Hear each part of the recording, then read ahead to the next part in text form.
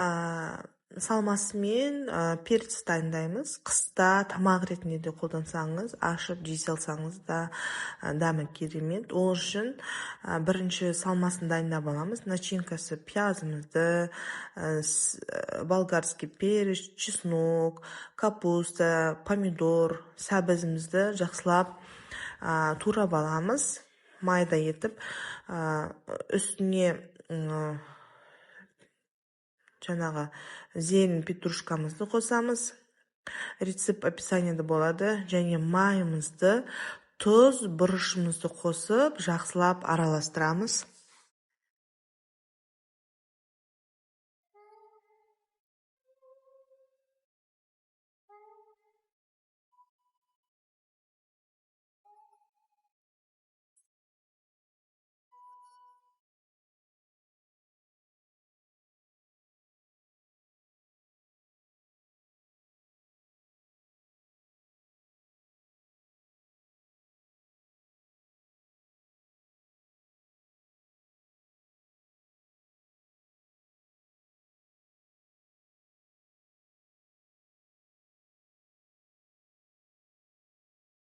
Жақсылап араластырып болғаннан соң, начинкамызды болгарскийларымызға нығыздап саламыз.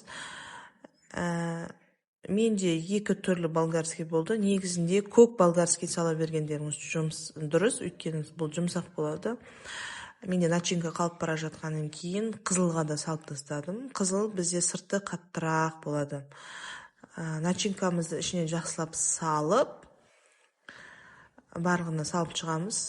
Тығыздап салып болғаннан соң мясорубкадан өткізген помидорымызға салып қайнатып алатын боламыз.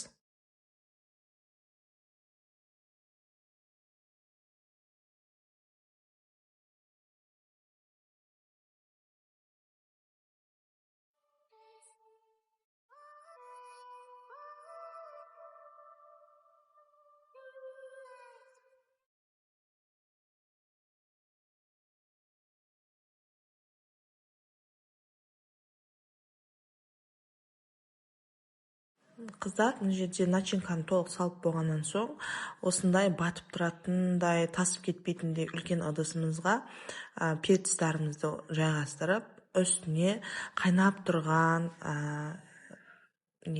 мясорубкадан өткізген помидорымызды құямыз да, баяу отта жарты сағат қайнатамыз. Жарты сағат емес, сол 40-45 минут қайнатамыз. Соңына қарай тұз, бұрышын салатын боламыз.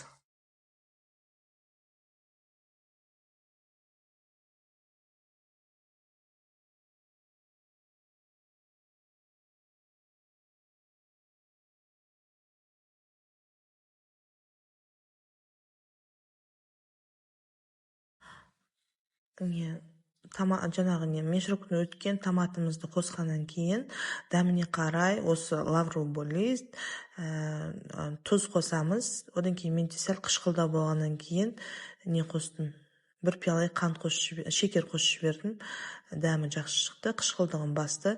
Және бұл кезде банкамыз, мысалы үшін салатымыз қайнап, өшірер кезде банкаға құяр алдын 5-10 минут бұрын қосып жібереміз.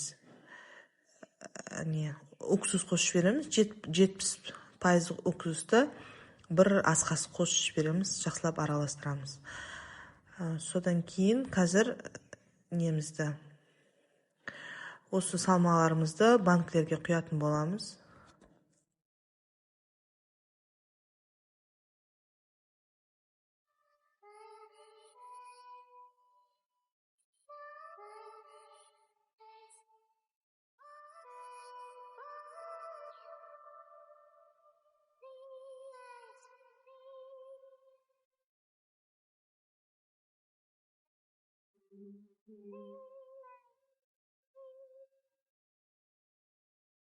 Болгарскийлеріміз сырты жұмсақ болу керек, қатты да болмау керек, қатты жұмсақ та болмау керек. Қарайсыздар ғой, 40-45 минутта уже дайын болады. Қайнамай қалмау керек, орташа отта бұрқ-бұрқ етіп бұрқылдап қайнау керек.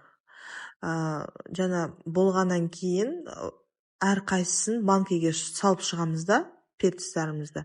Үстүнөн туура сол жана немизди, кайнаткан немизди, помидорубузду мишурткадан өткүзүлгөн толтуруп куюп чыгабыз.